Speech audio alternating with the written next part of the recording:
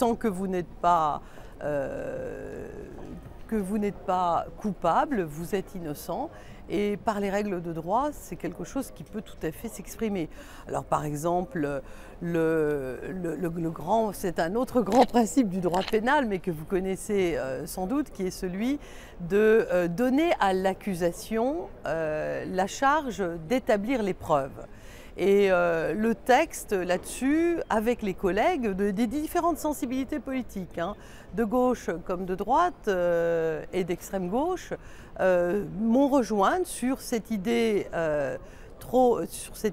très solide donc de l'impossibilité de renverser la charge de la preuve. Donc c'est à l'accusation d'établir les preuves et c'est donc à la personne éventuellement de prouver son innocence et à l'accusation de prouver la culpabilité.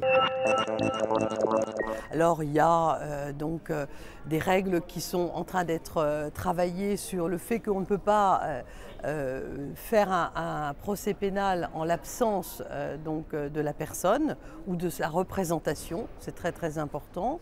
On ne peut pas imaginer que quelqu'un puisse être ce qui peut être le cas, condamné à une sanction extrêmement importante sans avoir été là pour pouvoir se défendre. Hein, ce qui n'altère pas le fait que la sanction existe. Moi je suis juriste, je souhaite que les règles de droit s'appliquent, qu'elles soient les mêmes dans le procès pénal en ce qui concerne les normes minimales. Il y a aussi le droit de conserver le silence.